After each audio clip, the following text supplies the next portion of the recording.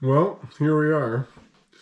Man, I couldn't imagine this for 4 or 5 years ago. You'd ever tell me I'd try and be, making these little YouTube videos and putting some education out there and simply just trying to help people through my own personal experience is something that is just completely and totally new to me. So bear with me.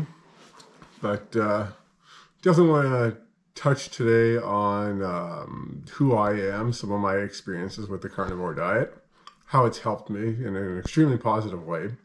But I also want to touch on one aspect that has been overlooked and maybe a little bit of a gap in the carnivore community. And I'll be touching on a whole bunch of what I see as these little gaps and from my own personal experience, really important key factors that need to be addressed, especially for those of us just like myself who do have some really serious health issues, and we do want to better ourselves and increase our quality of life and to make things better, right?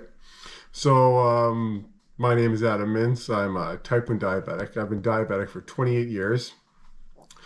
I've been on the carnivore diet for the last, I would say, 11, 12 months. Yeah, about 11 months now. It'll be 12 months at the end of September. What really pushed me to get into the carnivore community is that I was diagnosed with what is called sarcoidosis 4 years ago, right? And I was in and out of the hospital 50 times over the last 4 years. Dave Mack was really, really nice and allowed me to come on his podcast and talk about my story for an hour. And after I saw all the responses and comments, which were absolutely fantastic, and I thank everybody for those, I thought, you know what, maybe I can start talking about a little more information about my own journey, because maybe a few people will find what I have to say extremely helpful. So 11 months ago, I was 278 pounds. I had metabolic syndrome, so I had a really high waist circumference. My HDL was in the tank. I was massively insulin resistant, which is really not good, especially being a type 1 diabetic. And I was just having bad fatigue and mood swings. I was eating the standard American diet, which unfortunately is really the standard diabetic diet, So that was ultra processed foods, high carbohydrate intake, and 5 to 6 meals a day. And this really made me try and chase my insulin, right? So balancing my blood sugar, my insulin was severely complicated and a lot more complicated than what I thought at the time, simply because eating 5 to 6 times a day and high carbohydrate meals just masks the internal issues that we do have, especially as type 1 diabetics, right? And the diet was extremely inflammatory. That's what carbohydrates do, right? They cause this massive amount of inflammation within the body systemically, right? And no MD or no nutritionist that I saw over all these years ever recommended any type of ketogenic diet. Everybody looked at all my blood sugar numbers and my hemoglobin A1C, which was, between 7.4, which when you convert that over is almost twice the normal value of what the average person's walking around blood sugar is. Everybody's like, oh, it's fine, it's no problem. And if you start looking at the research and the risks of cardiovascular disease and heart attack and strokes, that my hemoglobin A1C was extremely, extremely elevated for a long period of time. Now, I've exercised very continuously, even though I was, at extremely overweight and, at a big ball of inflammation for 20 years. And that is why I've never developed any type of peripheral neuropathy in my feet or my hands, right? That's that variable that, looking back on my life and my experiences, that has really been important and significant. So as I got diagnosed with the sarcoid, right, it is, in every system of my body except my heart and my central nervous system. So I have it, it blocks my lungs. It's a restrictive pulmonary disease, right? It's also inside my lungs, so it's an obstructive pulmonary disease. It's in my eyes, it's on my face, it's in my sinuses. It was in my musculoskeletal system, which played a role in an Achilles tendon tear. So this type of idiopathic systemic disease really took a big toll on my life for the last 4 years. And the medical community can't really help with these autoimmune diseases, as we all know. You know what? Being in and out of the hospital 50 times, and it's just, well, let's just throw a bunch of medication at it. And that really doesn't seem to be the key to really helping control or manage any of these diseases. And that's how I kind of stumbled on the carnivore diet, reading all these books and this research, being a type 1 diabetic and having the sarcoid really opened my eyes to, if I'm going to take control of these diseases, I need to really try and get an understanding of these diseases and what's going on internally. So then I started, reading all the research and reading all the books. And that's how I stumbled on, intermittent fasting, lectins, oxalates, their role in autoimmune diseases, and eventually the carnivore diet as well, right? So on my carnivore journey, I've really found that it's the best shot at an anti-inflammatory diet that's going to increase your quality of life over the long term. And that's what really needs to be looked at and addressed on the carnivore diet. You need to really take a quick look at yourself and figure out where you are on the how screwed up am I, spectrum, right? And I was pretty much at the far end pretty much in the deep end of the pool, right? And because of that, the results and how you're going to feel are literally just going to take longer. You can't expect to start the diet and within a month feel better. You know what? It took me 4 to 5 months to really start seeing some really big changes in the blood work, and I'm consistently getting C-reactive protein looked at, an ESR number, which is another standard measure of systemic inflammation. And we see these surface level changes, in the beginning, and that's reflected in weight loss. We're going to see changes in HDL, your fatigue, your mood. These surface level changes, and even like dermatologically, like your skin is going to look better, but it's going to be in the long term, and maintaining the carnivore diet and the way of eating, which we're really going to start to see, and you're going to feel these internal changes, right? And really what I kind of want to touch on is the starting out on that carnivore diet and what's going to happen within the first couple months, and the aspect of being accountable for what you're putting in your mouth. So when you're going to start this diet, and this is what I found from my personal experience, is that you don't need to really worry about calories for the first 8 to 10 weeks. You need to just get used to eating this way, and you really need to find a structure that works for you in terms of how this diet is going to be successful for you. So whether that's eating 2 meals a day, 3 meals a day, you do time restricted eating. So all you're eating is, let's say, in the morning from 8 o'clock to 3 o'clock, or maybe it's from noon to 6 o'clock, or 2 o'clock to 7 o'clock.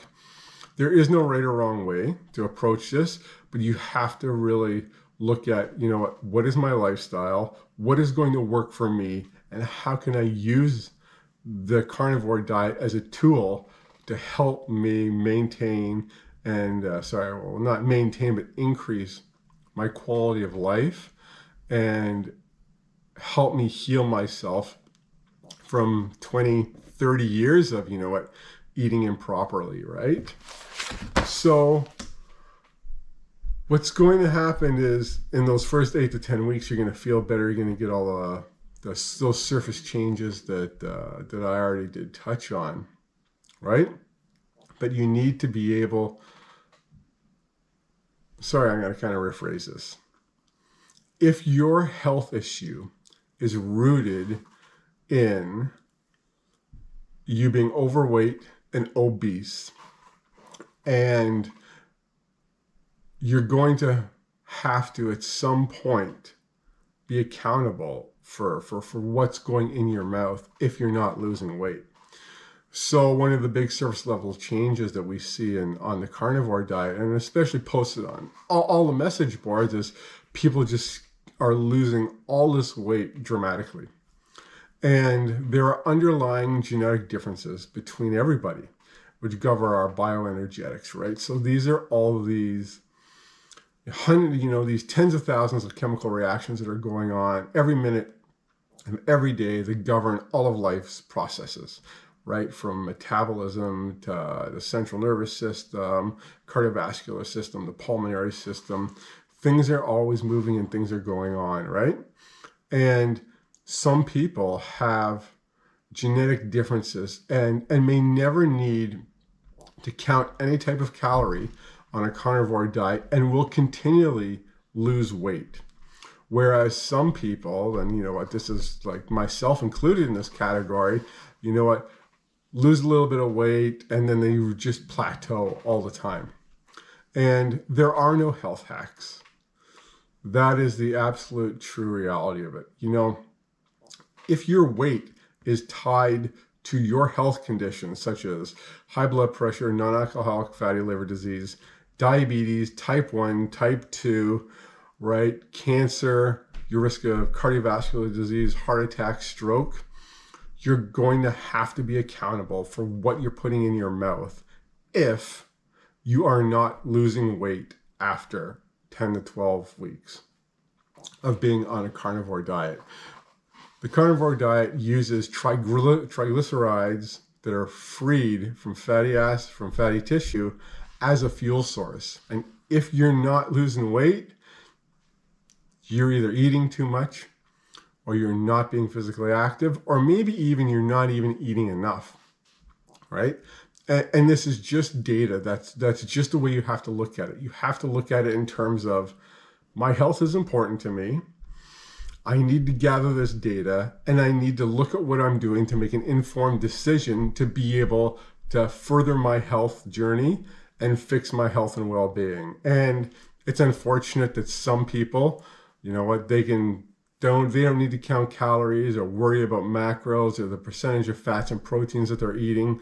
But if you're not losing weight and if your health is connected to your weight, you need to be accountable of what is going in your mouth and how much or how little you're eating, right? It might be these tiny little changes that you have to address, and it's going to be important to further your health goal and to fix your health and well-being. And I know this, firsthand as being a type 1 diabetic and having this, systemic sarcoidosis, which has controlled my life for the last 4 years, which I'm now have put into remission and going to keep it in remission as well. I have to track absolutely everything, to balance the amount of insulin I'm taking with the amount of proteins and fats that are going in my body. Everything needs to be tracked. And it's just data. That's just the way you have to look at it, right? Because over time, you're going to see all these different trends that emerge from it. And that's how you're going to be able to make the adjustments to take control of your health and your well-being. And even if you're not, and for instance, if you like eating the same volume of food on a carnivore diet, and if that's 2,000 calories or 2,500 calories, and if you're not losing weight, well, you can increase your level of physical activity. That is the easiest thing to be able to do. And people don't talk about this enough, and I don't understand why. And I'm going to, keep talking about this because that's going to be the next, what I believe is important really aspect on anybody's health journey that involves, eating on a carnivore diet is going to be increasing your physical activity. And I don't mean you need to get up and run a marathon or bicycle across the country, but just to get up and start moving and doing something is something everybody can do. There is no excuse for not being able to find half an hour or an hour every day to get up and participate in some form of physical activity, whether that's walking, pickleball, maybe going for a hike. Maybe you got some old bicycles in the garage. You can take out, oil up, and get on and pedal. But you can but increasing your level of physical activity is the easiest way to increase the chances of you being able to lose some extra weight and increase your ability to and increase your quality of life. You know, there's not going to be any reward if you don't get up and put in some effort into it, really. And it's really unfortunate, but you really have to look at this in terms of you have to just save your own life, right? You have to take control of your health. You have to understand what's going in your mouth, and you have to be able to look at increasing your physical activity to be better, and you have to be able to feel better. And that's what I really did over the last, 11 to 12 months. And it wasn't fun, right? There's going to be nights where you don't sleep at night, and you're going to feel maybe a little bit of soreness from some physical activity that you're going to participate in, but you have to just get up and keep moving. You can't sit back and wait for something to happen. You have to take control of this. Let's just take I see, unfortunately, all the time, whether it's, internet doctors or internet wizards and all these nutritionists and health coaches, where it's like, oh, you don't have to worry about calories. Just sit back and relax and you'll lose weight. It will happen. Let's take a common sense look at that. When in your life has sitting back and doing nothing ever been positive for you? And the reality is, it's not true. That is the ground level, statement. You can't sit back and you can't do nothing, and you can't wait